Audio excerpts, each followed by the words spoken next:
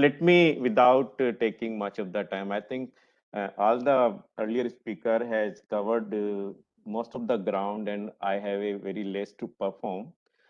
Only thing is that let me start with my own story that how did I handle my own adversity and how did I converted my adversity into the opportunity.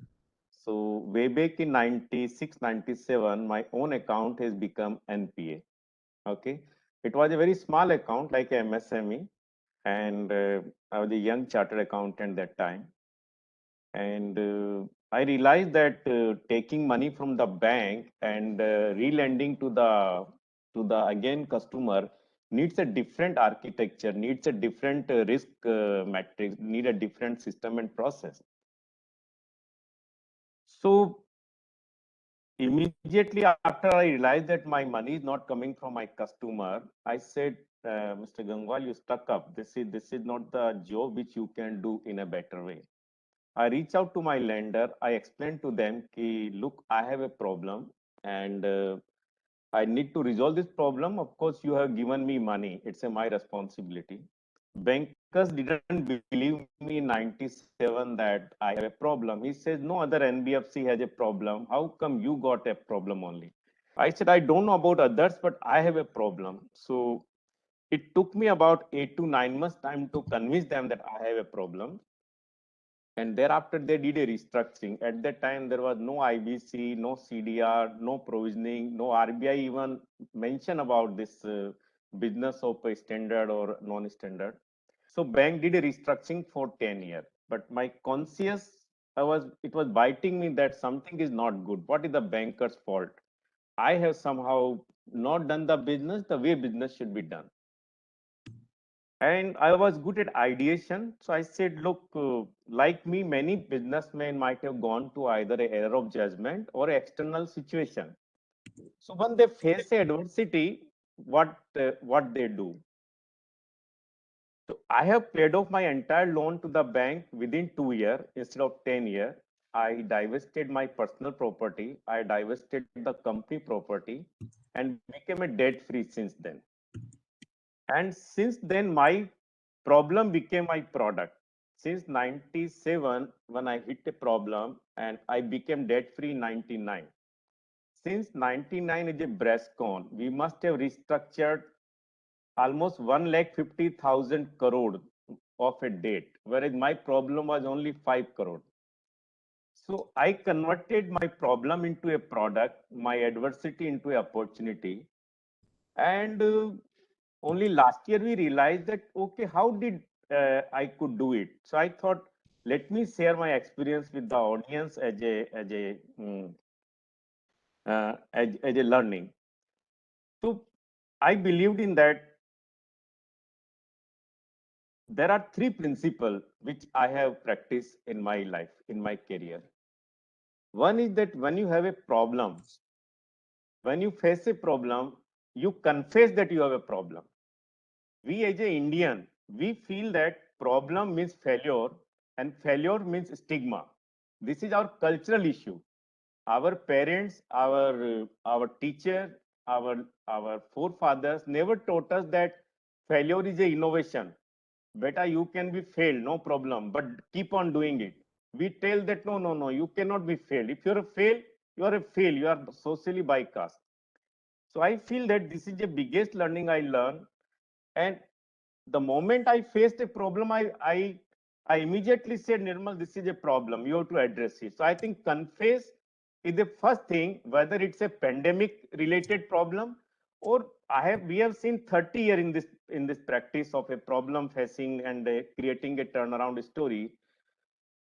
Pandemic is a one of them. I think there have been many. We have seen maybe three or four bust cycle where sometime the infrastructure, sometime the metal circle, sometime the power, sometime the textile. Everybody goes through this problem, and we are not preparing our mind whether how to deal with the problem.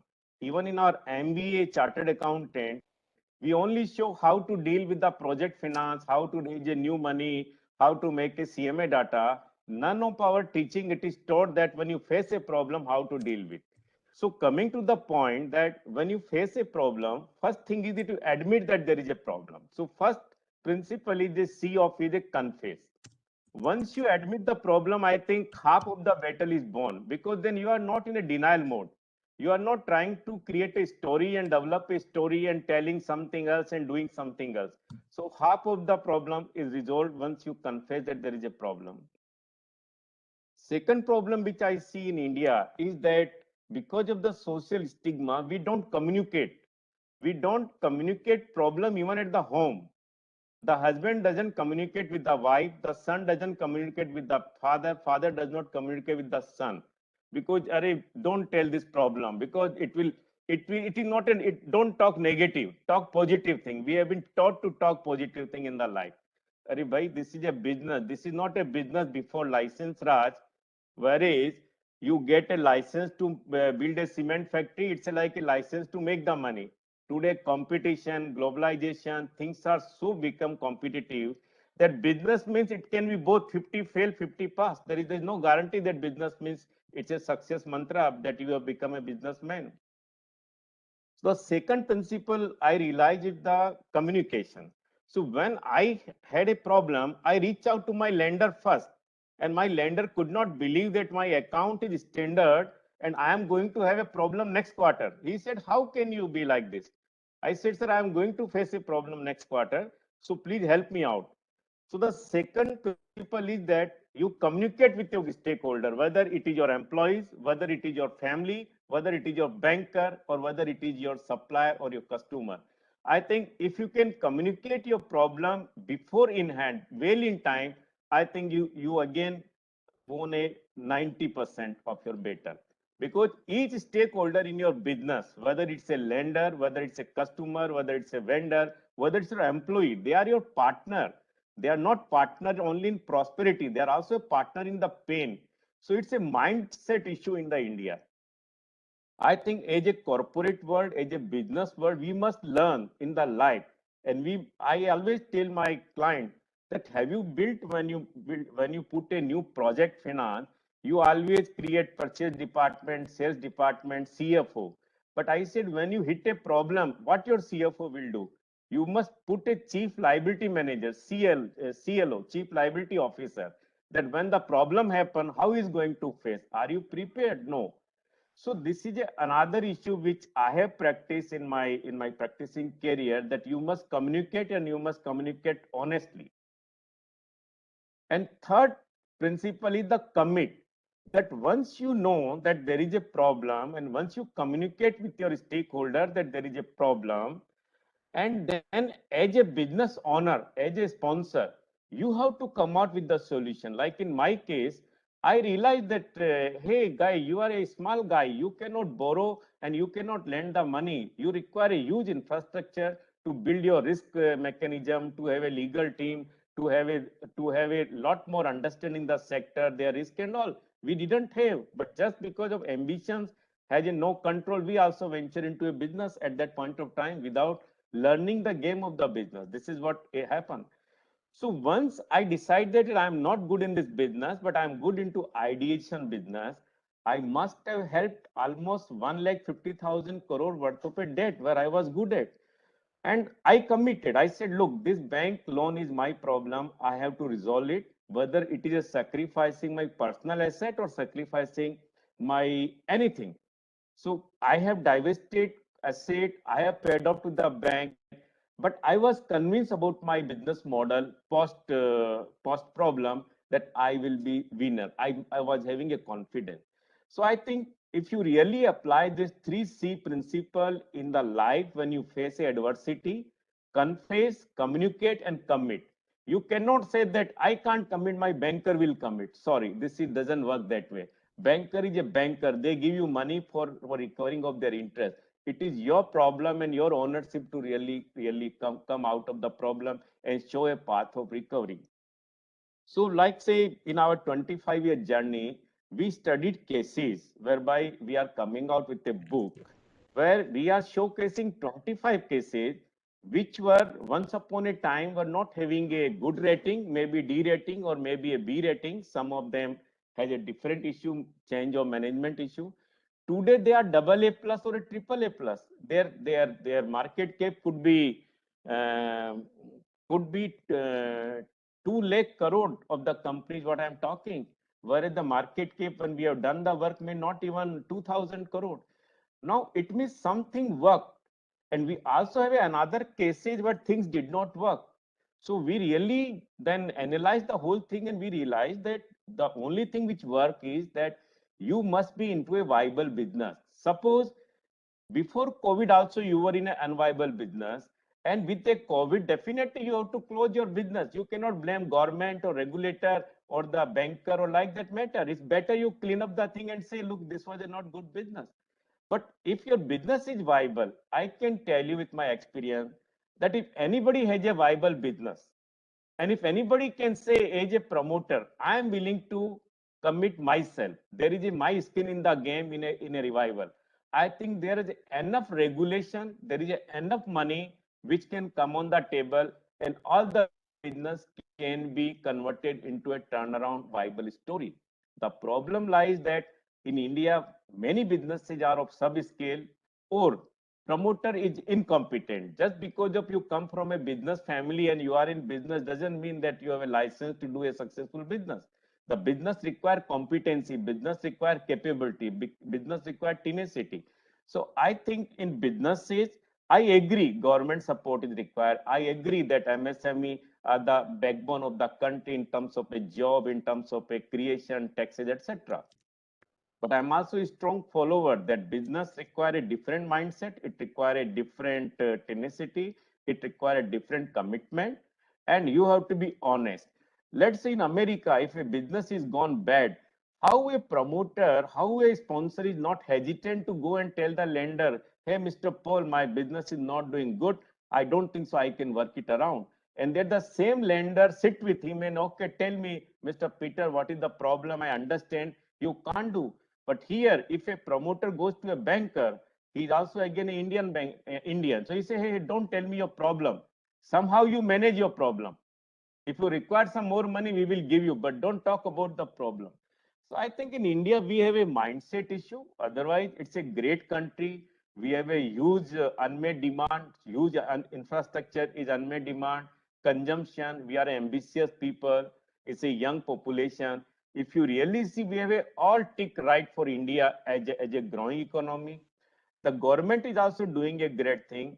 Let's say the Indian public sector bank, they are the lifeline of businesses. What they have done over last 50, 60 years, it's because of them that they have been managing. Today, I find that there is a trust deficit between the lender and borrower. There is a trust deficit between the regulator and the lender. There is a trust deficit even at the government level to finally things will work or will not work.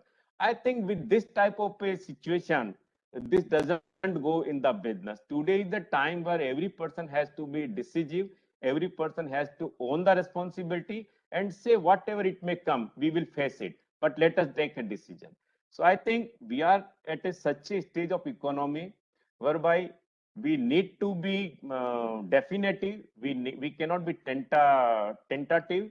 We need to take action, whether it's a regulator, whether it's a lender, whether it's a borrower, or for that matter, even employees. Employee also has to say, okay, why my salary is cut? Salary is cut because of the reason for a sustainability of the business.